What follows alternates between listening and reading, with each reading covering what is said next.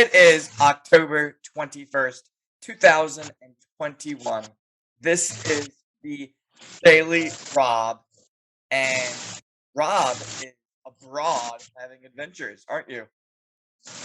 I am. I'm in a secret location doing work on behalf of the United States government. Damn. That's about all I can say.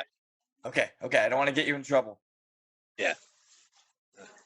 But I've told you that these hands of mine are lethal weapons. They're registered in 6 different countries. Damn. Well, I know we only have you for a little bit, and you're having fun and saving the world, but I do have a few stories I want to run by you real quick. All right. So, do you remember your advice to Youngkin? Oh, yeah, I do. Yeah. Want me to tell you what it was? Yeah, please. Well, I said he should really hammer home this school board stuff in the Northern Virginia counties and, let everyone know McAuliffe's position that parents shouldn't have anything to do with their children's education. Let all the educrats decide what they should learn. Yeah, so he's coming down hard on Loudoun County. He's demanding that they resign, that there's a big investigation into what's going on. So, it took him about 2 weeks to do it, but he's out there fighting for it. And I saw a few signs today that actually were discussing him. It was the signs essentially read "parents" for Youngkin, which I thought were pretty interesting to see. And I've never seen that before. Now, that's a great campaign ad. Now you ought to get it out in Fairfax and Prince William as well, Arlington. Absolutely. And Terry, who I love, I can't help but love Terry.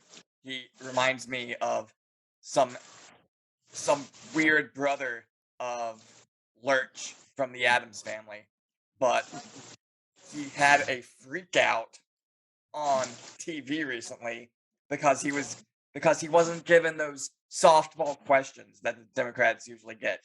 He actually had he flipped out. Yeah. Of course, he didn't answer the question. And finally. Okay. All right, we're over. That's Okay. it. That's it. Hey, I gave you extra time. Come on, man. You should have asked better questions early on. I mean, you should have asked questions your viewers care about. Well, we did. So, pretty interesting to see. I think that's going to get real interesting as we get closer to Election Day.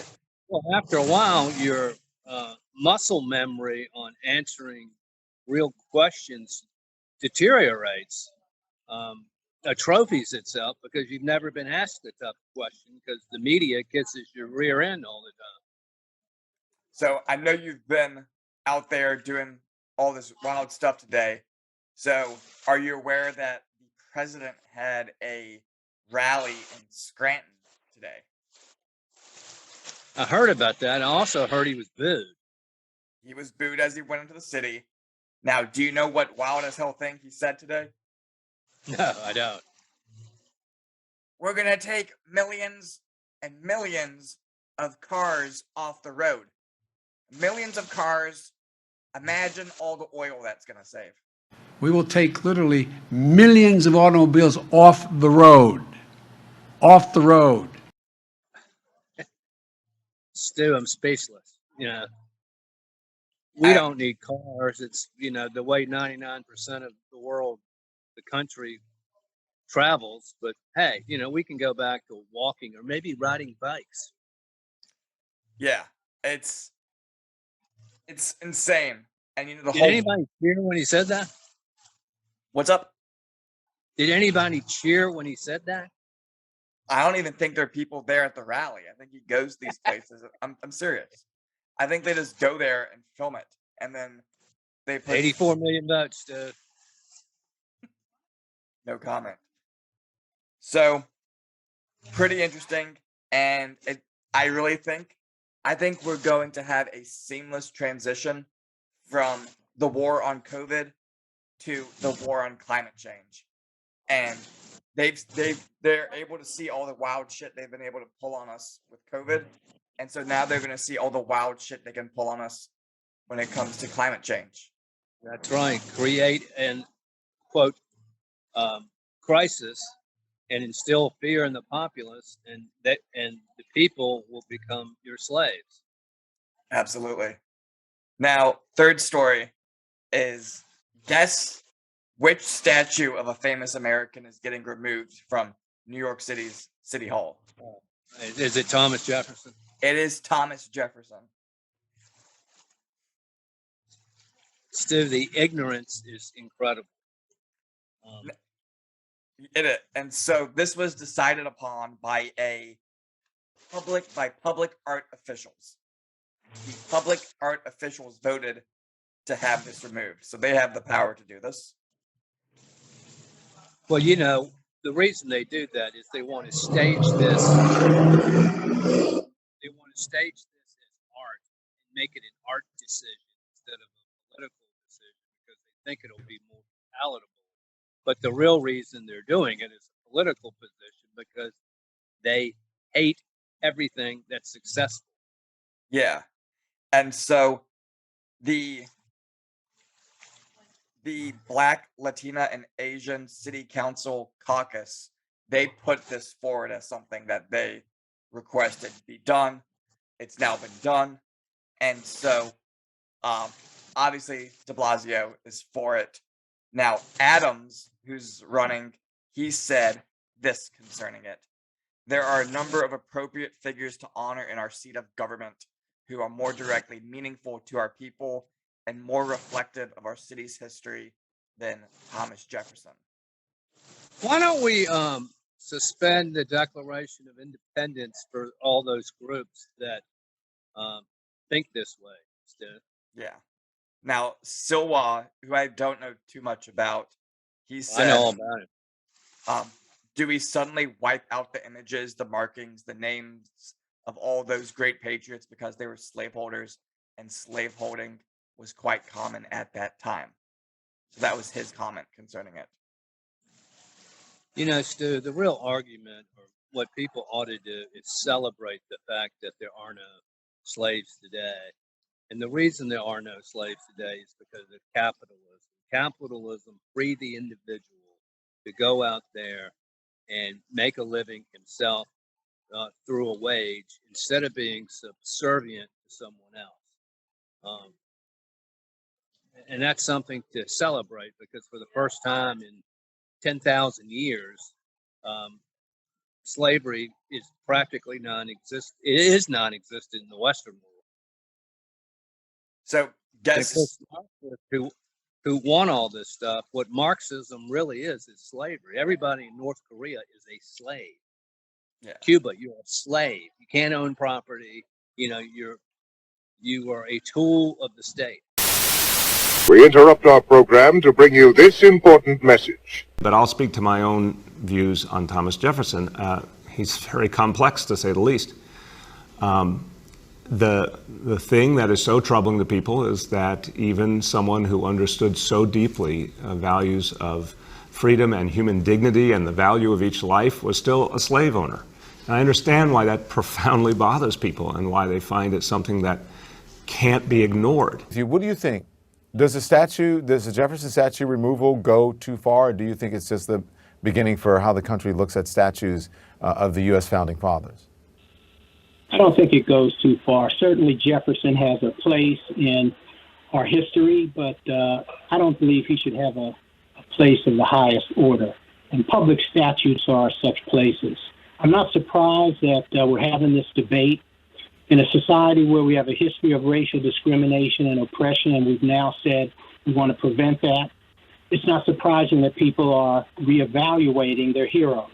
Today, two direct descendants of former President Thomas Jefferson, one white, one black, both calling for public statues of their great-grandfather to come down. With me now. Thank you very much for being here, Lucian. You have a very powerful new piece in the New York Times, and you call for the removal of the Jefferson Memorial in Washington, D.C., something the National Park Service describes as a, quote, shrine to freedom.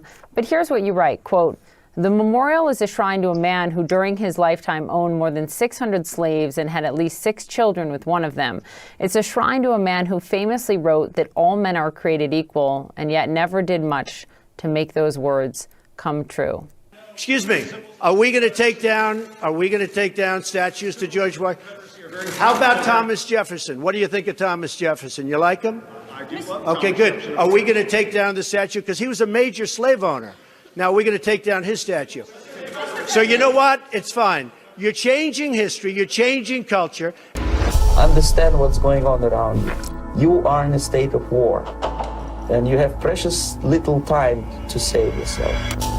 It's a slow process, which we call active measures. The first stage being demoralization.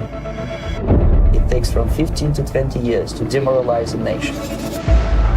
The next stage is destabilization. What matters is essentials: economy, foreign relations, defense systems. The next stage is crisis, with a violent change of power, structure, and economy, period of normalization. This is what will happen in the United States if you allow all these schmucks to put a big brother government in Washington, D.C., who will promise lots of things, never mind whether the promises are fulfillable or not.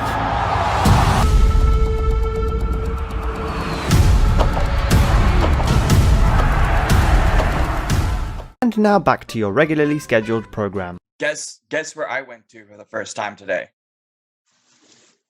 Well, I know where you went to, but you went to Washington, D.C. So But you've been there many times. But I'd never been to the Jefferson Memorial before. Oh, really? Yeah. So it was amazing. You know, you walk up in there, and it's, you know, it's a 1-for-1 recreation of the Pantheon in Rome. And you know, you have this giant statue of Jefferson there, and on the walls you have various things he wrote. And one of the things that was in the bowels of that memorial was essentially his self-written epitaph. And what he wanted to be remembered for was the author of the Declaration of American Independence, of the Statue of Virginia for Religious Freedom, and the father of the University of Virginia. By these as testimonials that I have lived, I wish most to be remembered. You know?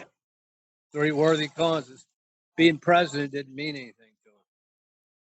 Exactly. So now, speaking of memorials, when are we? You know, there is a memorial in Washington, D.C. that I think we should get rid of. I know which one. The Lincoln Memorial. Yeah. Excellent strategy. Another bastardization of history there, Stu. Yeah. He was a tyrant.